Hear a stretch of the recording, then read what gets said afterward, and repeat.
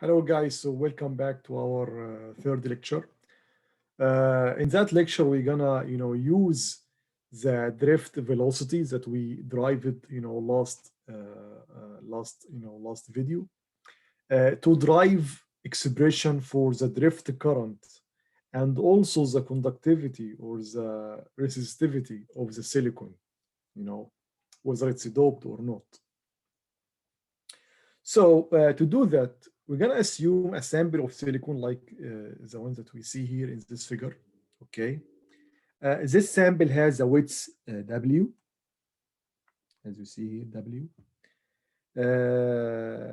a thickness of H, okay? And we're going to assume a piece, just a piece, a strip in that sample. And this strip has, a length of V,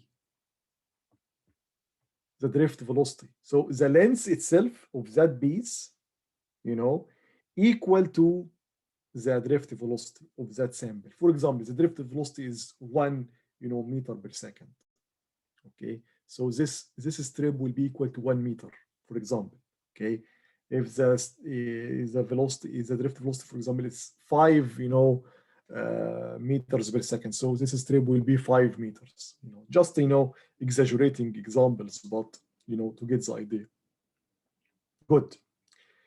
We want to derive the current first, and from the current, as we will see, we can derive the mobility and the resistivity and the conductivity of the silicon, the semiconductor in general.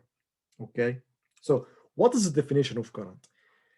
The definition of current is the amount of charge that passes through the material in 1 second. 1 second, current and a time. Okay, that's good. So this strip here has a length of V, the drift velocity.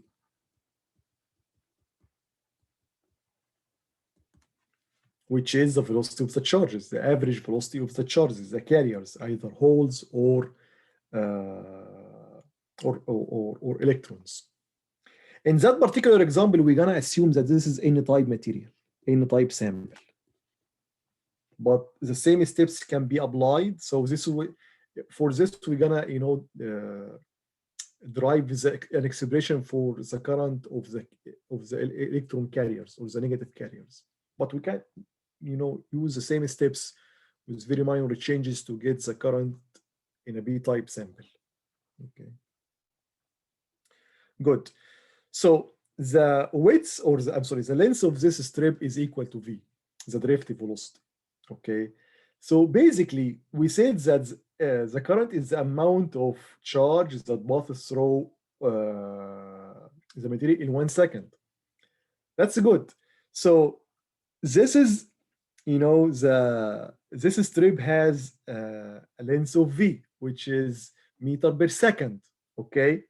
So basically, the amount of charge inside this strip is just equal to the current. Okay. The amount of charge inside this strip is just equal because this strip has a length of V. Okay. So when this strip just moved, it will, for sure, this amount of charge will be moved in 1 second. So this is the amount of current.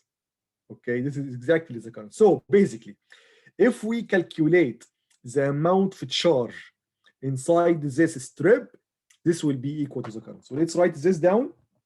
So the amount of charge, in that case, negative charge, because this is an N-type material. In that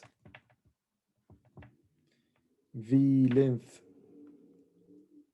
strip just equal to the current. Remember here, this strip has a voltage, so there is a current passing. Okay, that's very good. Now let's calculate it. Okay, we will start by what we know. We know that the carrier density in any type is called N. So N is a carrier. This is basically the amount of carriers electronic carriers per volume, unit volume. For example, centimeter cubed, meter cubed, whatever. It's a density. Good. If you multiply this number of carriers, or this density of carriers, by the volume, it will give you the number, the absolute number. You know, if for example you have, if you have 5, if this n is equal to 5 per meter cube, that means each meter cubed of the material have 5 carriers, 5 electrons. Okay, what we have, if we have 2 meter cubed, what will be the number of the absolute number of carriers? It will be 10, which is 5 multiplied by 2, the volume of 2 samples together. Okay, so good. So if we multiply this density by the volume, it will give us the number of carriers. So what is, you know, the volume of that strip? So the volume of that strip is basically the width W, the length or the thickness first, which is H, then the length, which is V. And in that case, it's Vn.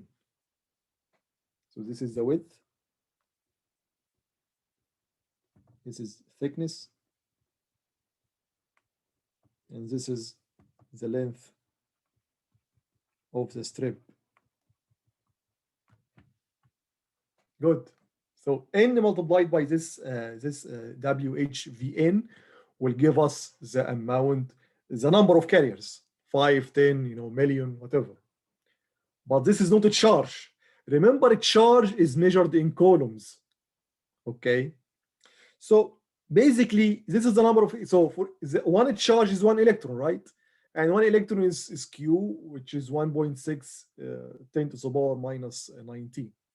Let's call it Q, which, and the Q is you know, is a charge of the carrier. Okay, which is, you know, for electron it's 1.6 10 to the power minus 19. So this is a number.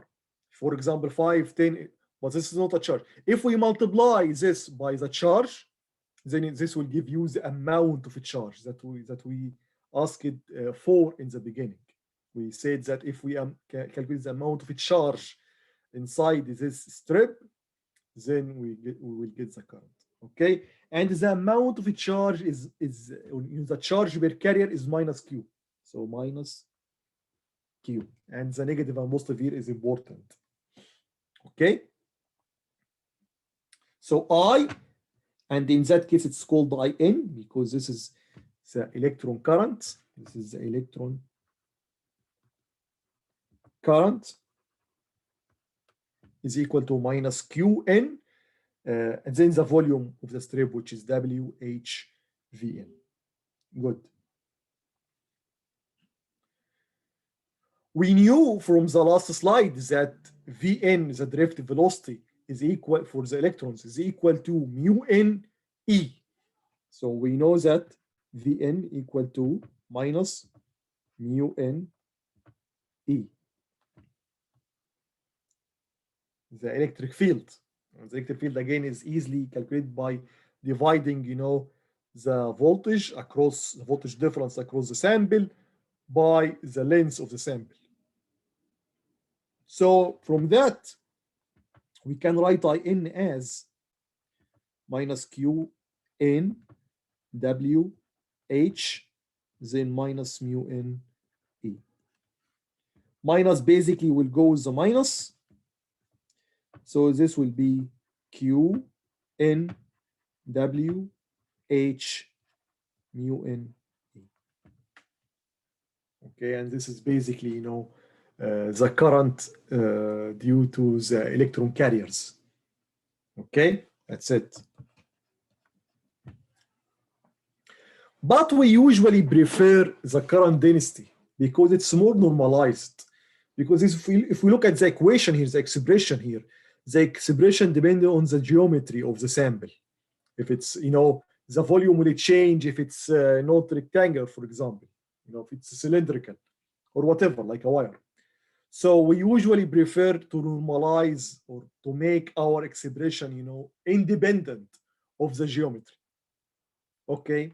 For that reason, we're gonna divide by the cross-section area. And you know the current density,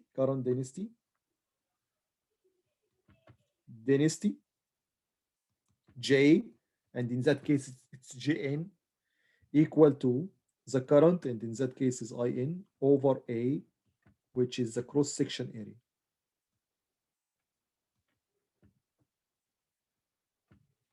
Okay, so that's basically equal to Qn W H mu n E, which is I, divided by the cross-section area.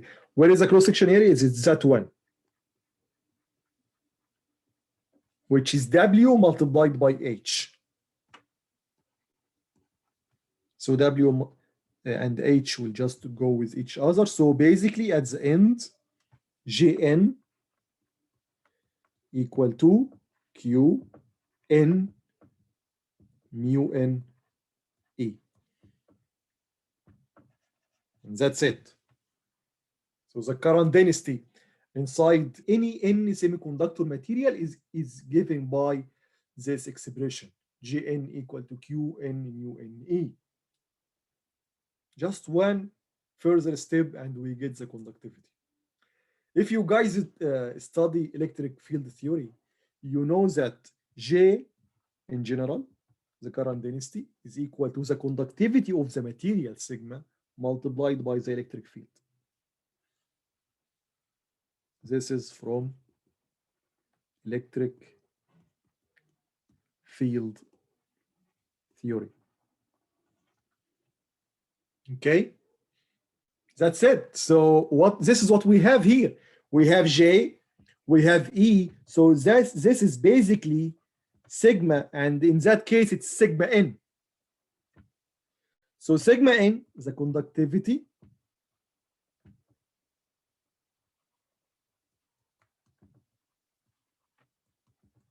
of the n-type semiconductor is equal to Q n mu n. And that's intuitive, you know. The more you have, the more the density of the carriers, the electrons, the more the conductivity, because this will increase the current. The more the mobility, the more the current. Because basically the current is the number of, or the amount of charge that passes through the material in 1 second. So the more amount of charge that moves, which is, you know, if we increase the speed, the velocity, then more of them will move across the material in the same time. So we could increase the current. Okay, and since we get the conductivity from that, we can write the resistivity. It's just 1 over sigma n. So 1 over Qn mu n.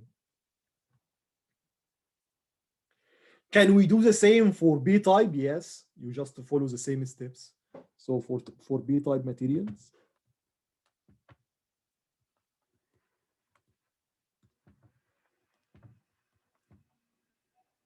we have approximately similar expression. JB this time equal to Q B mu BE.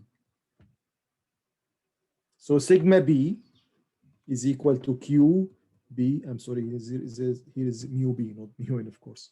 Mu B E. Very similar, you know, and it should be the same. I mean, you shouldn't expect something different. One may say I was expecting the GB to be negative because Gn was positive, or the opposite. I mean, if we did GB, if we did this for the holes, you may expect that since the GB is positive, then Gn should be negative. And the answer is no. And let's explain this, why Gn and GB, or In and IB are in the same direction, since they have the same sign, positive or negative. Both, of course, in that case is positive, then they are both in the same direction. Let's explain why. So if you, in that example, okay, you have here the positive terminal, you have here the negative terminal, right? So the electron will be moving in that way, away from the negative and toward the positive.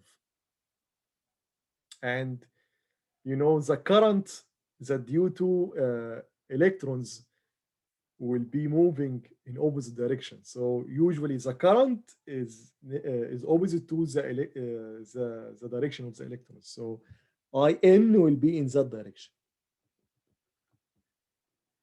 In will be in that direction. If this was a p-type material, so let's do another color here. If this was a p-type material, and we have here the positive terminal, and we have here the negative terminal, just like this example. Okay.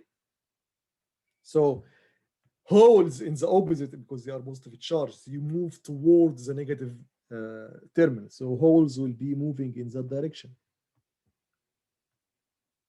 And the current is actually usually in the direction of the positive charge. So the current IB will be in that direction as well. So look at here. So IN in that direction and IB in that direction. So both are in the same direction.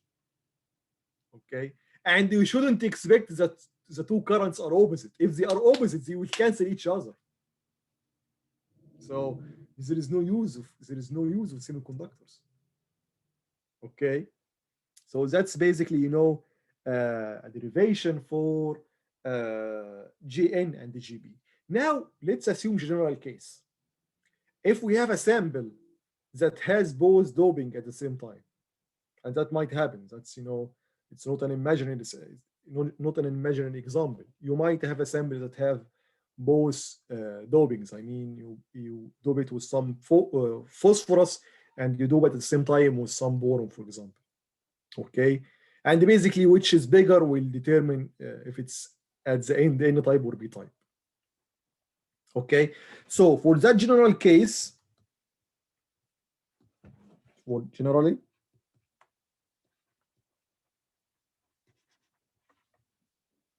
J, which is the total current, equal to Gn plus Gb. This is the general case, and this is equal to. So as you see here, both are very similar, Gn and Gb. So you have E as a common factor, Q as a common factor. What's different is N and mu N. So you can take Q and E as a common factor, and in a brackets you have B mu B plus N mu N. Okay. And the conductivity at that time, total conductivity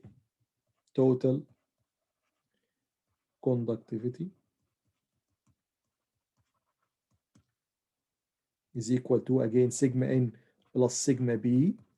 So it's equal to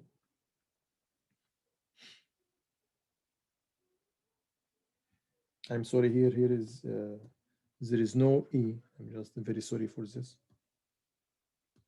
So it's equal to you see that Q will be common factor. So B mu B plus N mu N. Okay. So this is basically, the conductivity and the current, the drift current in semiconductors. Okay. One little observation here before we go forward with an example is that this is just, as I said, this is a general expression for J and sigma. Okay. Even if the material is N type, you don't have any doping for B type, I mean for holes, still this is valid, because basically at that time you will have a majority carriers, which is the electrons, and the minority carriers, which is, for example, the holes. And in that case, you will find that this, if it's N type material, you will find that N mu N is much larger than P mu P, and you can just ignore P mu B. Okay, just imagine it, this is 10 to the power of 4 multiplied by something plus 10 to the power of 16 multiplied by another thing. So and even mu n is larger than mu b. So basically, you can ignore p mu p. Okay, and the opposite for b type. If you have a b type material, usually we can ignore n mu n. If we compare it to p mu p. Okay. Good. So let's go forward with an example. Very interesting one, actually. So let's assume that we have a sample, and this sample is doped with both phosphorus and boron. So you have a sample, silicon sample.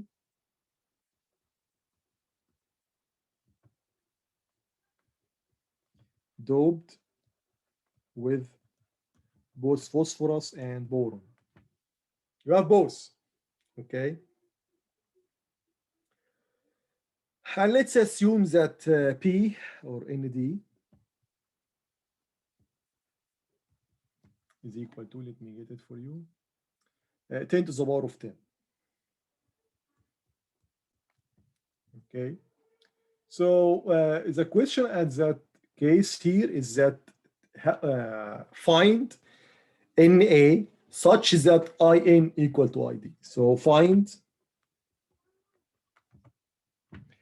Na, which is the density of boron atoms, the acceptor atoms, such that In equal to Ib. Okay. Since it's a silicon, then basically mu n for silicon, mu n 1350 centimeter square per volt second,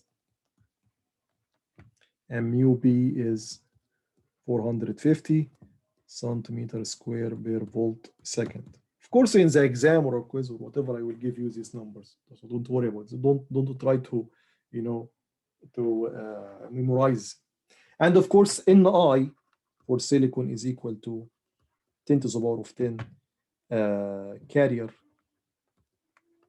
per centimeter cubed. Everything, as you see, is in centimeter. Good. So what we should do now? So we want In to be equal to Ib. Okay, we want to add Na such that In equal to Ib. Good. So let's, or Jn equal to Gb. Remember, it is a sample, so it's the same geometry for both. It has both dopings. So the geometry is common. So we can say since Jn, so the solution here, we can do it in red.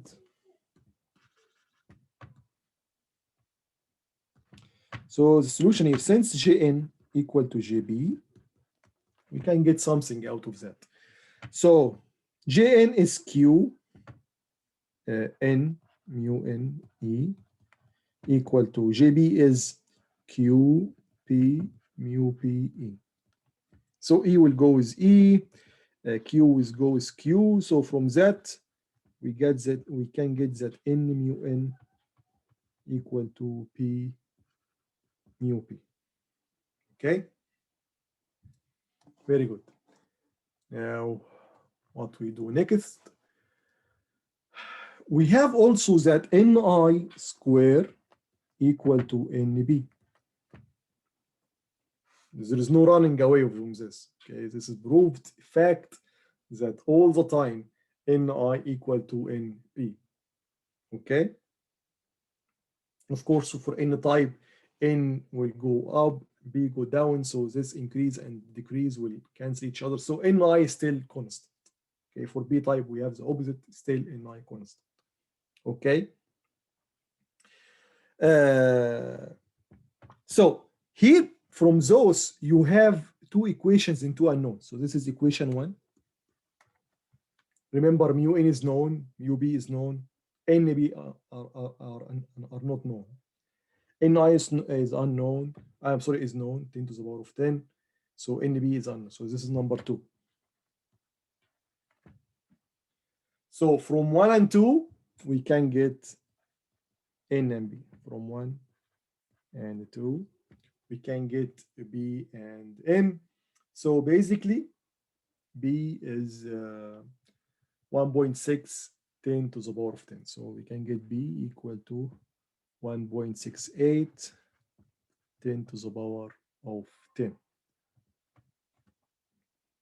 Okay, so basically n is the opposite, so n is 10 to the power of 20 divided by 1.68 10 to the power of 10. Okay, that's pretty good. Okay, but we didn't calculate NA. Okay, let's go back now to the neutrality principle. We said that whatever you add to the material will still neutral in terms of charge. I mean, the net charge is zero. I mean, the positive charge, the amount of positive charge equal to the amount of negative charge. Okay, so in that material here, in which we have two dopings, one with phosphorus, which will result in more electrons, one with boron, which will result in more holes. What should be the two sides of this neutrality equation? So what are the positive charge?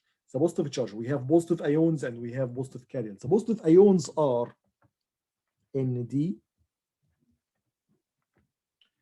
and the positive charge is B.